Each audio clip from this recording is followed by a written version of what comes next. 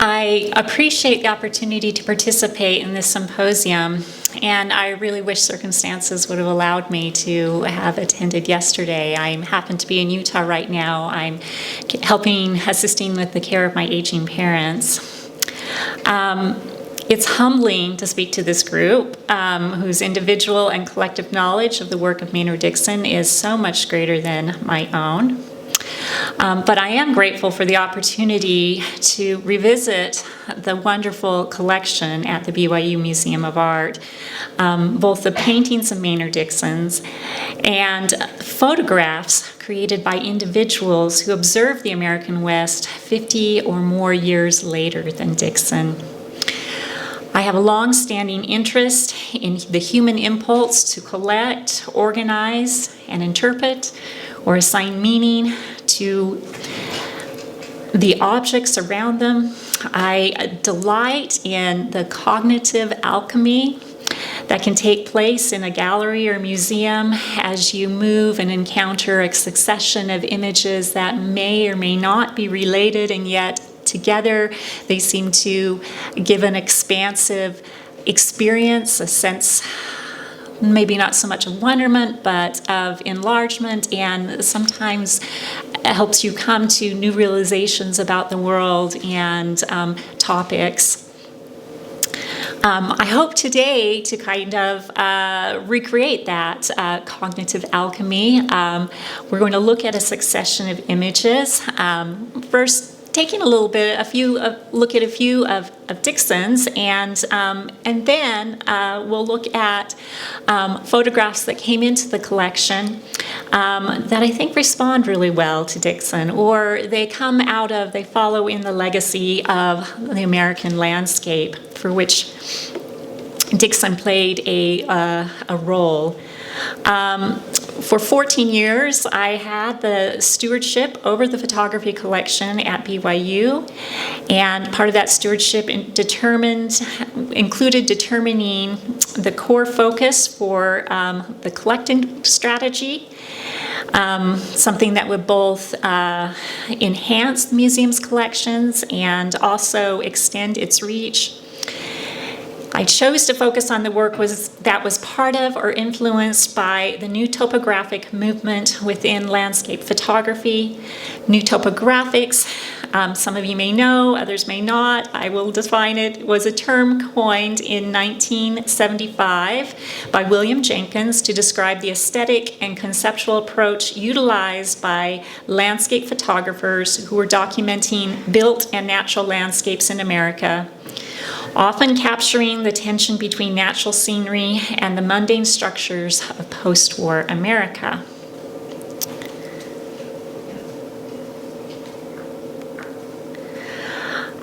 Man-altered is probably not the first word to be associated with Maynard Dixon, but I think it can be legitimately applied. Dixon did look at the human impact or alteration of the land. He looked at how the land was occupied. And considering just the work that's in the BYU collection, we do see a variety of human dwellings and activities in the land, and particularly we see these in his oil sketches. And here are just two examples that I'll pull from the 1920s, the old barn refuge and windmill on the plains, both from 1921. And as you'll see in the gallery upstairs, that this motif carries on and is very frequent in his Utah subjects of the 1930s. As Dixon looks at how the non-native settlers have occupied the land, how their dwellings and activities interact with the landscape. And perhaps he's even thinking at this point of making a home here and what that would look like. This is Mormon Farm, 1933. You see this also in Diana's Throne, 1934. Actually, when I went through the catalog, I counted 13 examples of this type of work. Here we have Homestead Farm, 1936. All of these in which he's looking at how the structures really are a transition between the horizon and the foreground. And we even see this work, this sense of not excluding the human impact or alteration in his more larger finished canvases, such as the plains, in which we have the road that is crossing through the foreground and disappearing into the horizon. And of course, most of the time when you look at this painting, you're just looking at the amazing cloud formation, which is absolutely natural and has no human touch. But I find it really interesting in the lower half that we do have this cut through the landscape, this road. It's almost a natural part of that infrastructure that allows man to move through the space.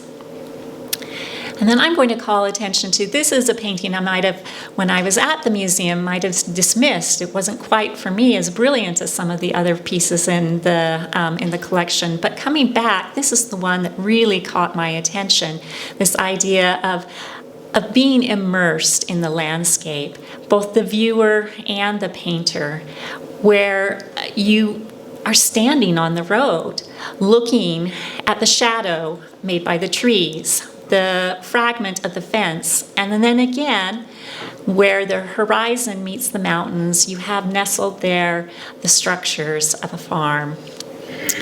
I also will point out that when we look at this composition, it's been clearly influenced by photography in its framing, composition, and close cropping of the cottonwood trees.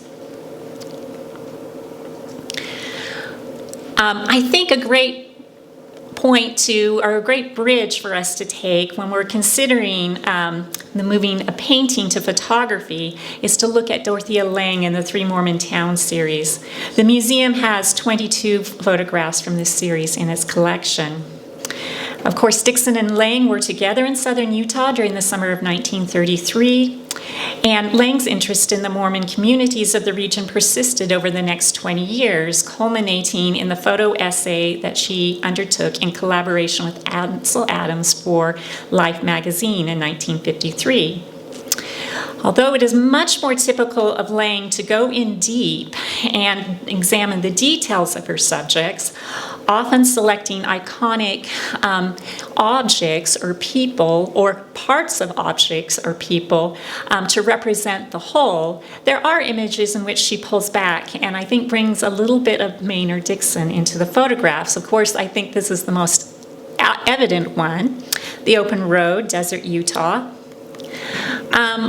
But it strikes me that the old Beatty house is very similar to some of the other dwellings that Maynard painted. Of course, if you're looking at it from a documentary or just a pure observation perspective, of course they were looking at dwellings in the same locale. In some of her portraits, I see a similar sort of intensity and close focus that you see in Maynard Dixon's portraits. And then here we end with the St. George overlook. This is undated, but the St. George probably in Maynard's life did not look that much different than this.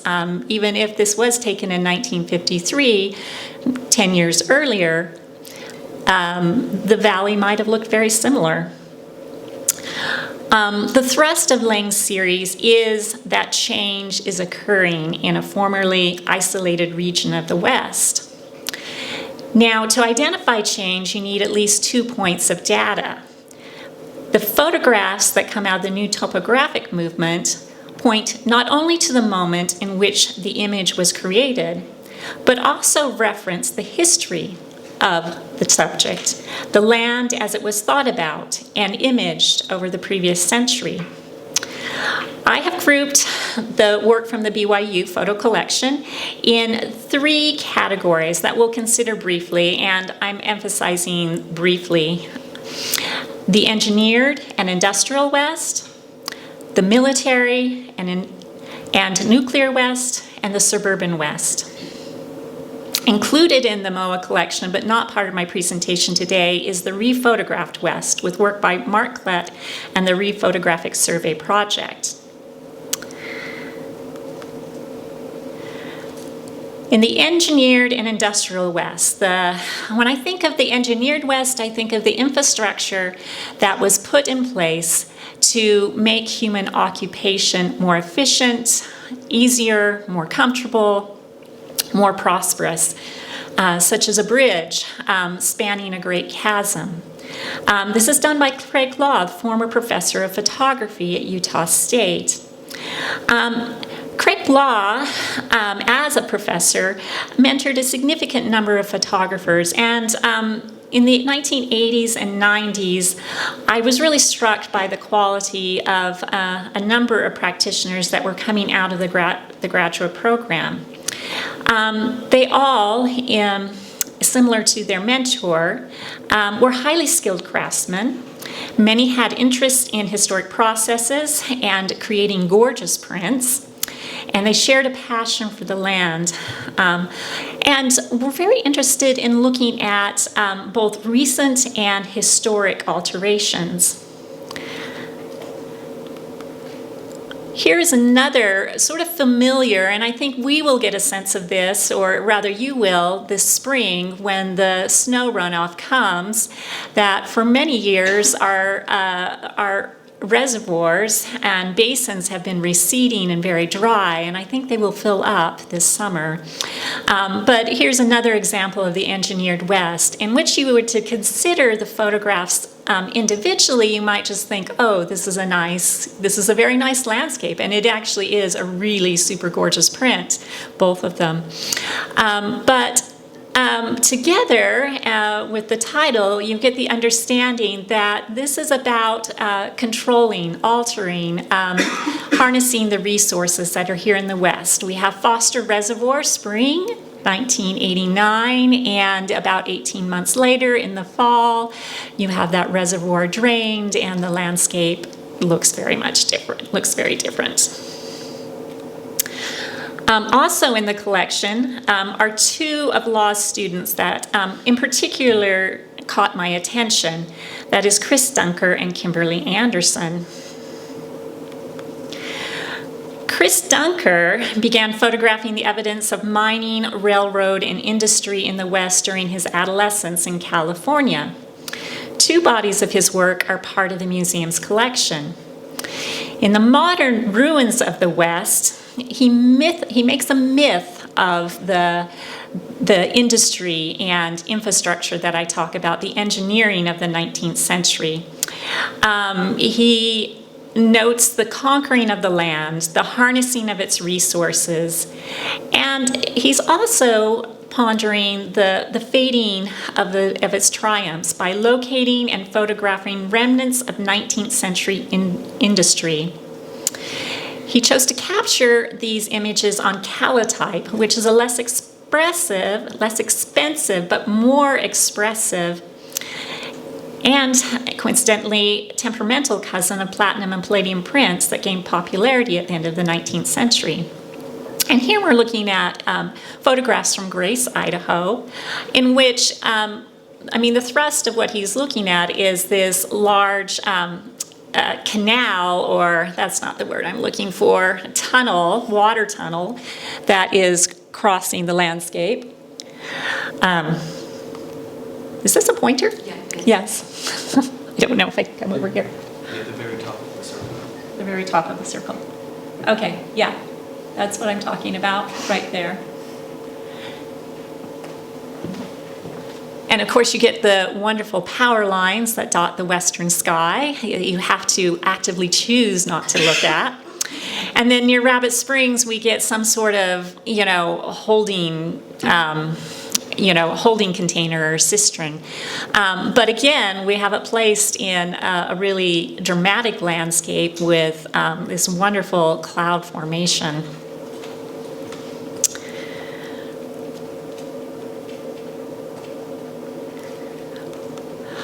Also in the MOA collection is a portfolio of works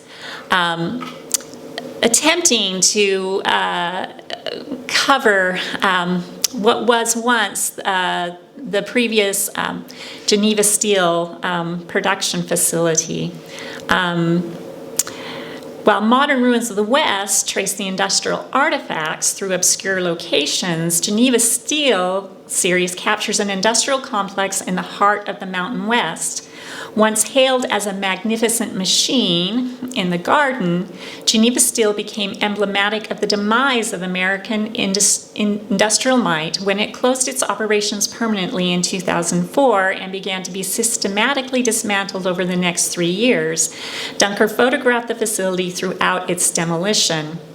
And MOA has a portfolio of work from the series. I believe that is 10 images plus 2 large prints mounted on aluminum. This is one of the pigment prints from the series, the Cubop plant overlooking the Wasatch Mountains.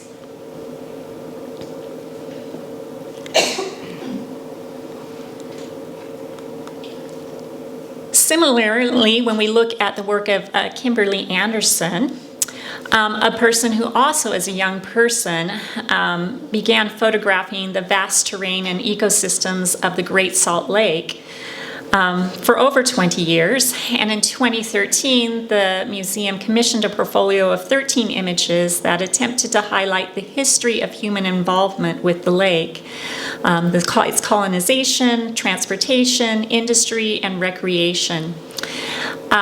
This brine supply canal on the Bonneville Salt Flats images one of the canals dug into the salt flats. The salt layers go 12 to 36 inches into the ground, and canals are dug in order to harvest potash. We also have in the original trestle pilings the remnants of the 12-mile-long bridge between Promontory Point and Lakeside. Building the bridge required nearly 2 square miles of Oregon Douglas fir forest and a total of somewhat 38,256 trees.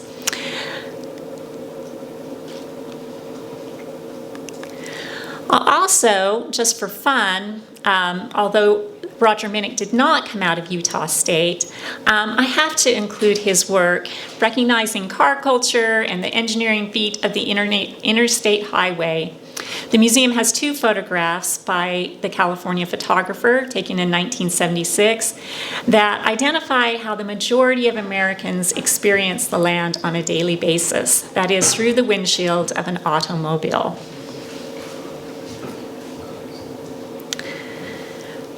Moving on to the nuclear and military West, the military's presence in the West points to a pattern of appropriation and occupation of the land by the federal government, which is characteristic of the West, but rare in the East. Selecting Nevada and Utah deserts for the nuclear program suggests a qualitative judgment of the land. The lack of population, water, and trees rendered the desert less valuable, expendable. There is no one to see and therefore no one to care about the disruption and destruction of the land. Many photographers would disagree with you. Richard Mizrak's Bravo 20 Active Eagle's Nest examines the impact of mock war exercises on an area of land used by the Navy for training exercises in the Nevada desert. In an area of abandoned wilderness, an eagle has made her home in the wreckage of a bombed-out vehicle. This is where the eagle's nest is.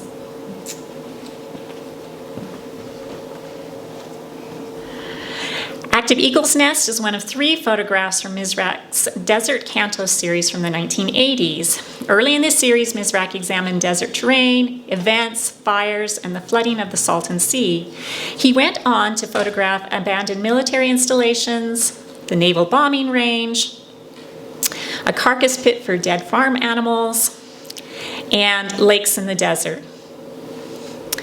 I'd like to compare this to the work of Patrick Nagatani, who was born to Japanese-American parents that had been incarcerated during World War II. Nagatani was raised and educated in California, but made New Mexico his home beginning in 1987. He became fascinated with the history of the nuclear industry in New Mexico, which led to the creation of his best-known series, Nuclear Enchantment. The title plays upon the New Mexico state motto, Land of Enchantment. The MOA owns 36 out of the 40 photo collages created for the portfolio of the series. Acting as a director rather than an observer, Nagatani offers a provocative interpretation of the land, native peoples, Japanese tourists, and the cultural and environmental consequences of atomic weapons. Some outstanding examples from the series are this one, where we have the opposite views. We have on the northeast, we have Navajo tract homes and uranium tailings, and the southwest view, you have Shiprock, New Mexico. I threw in this one because I thought this might be a really nice foil to Dixon's images, native images. Here we have contemporary New Mexico, the evening news, Native American Pueblo-dwelling New Mexico. And finally, generation to generation, strategic defense initiative, nuclear-powered vehicles, playing off of the Japanese woodblock prints.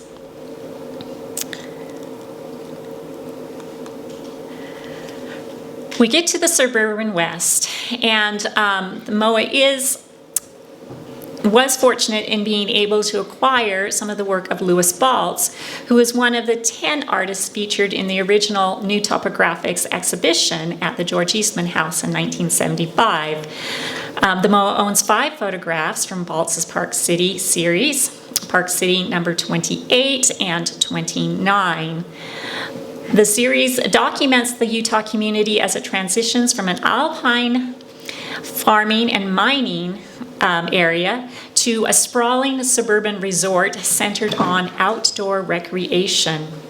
The photographs document the reshaping of the land, the construction of tract housing, the relationship of new development to the horizon, and the vacant interior spaces that will soon be occupied. He goes into some of these tract homes as they were being built and photographs their basements and the drywall that was being taken.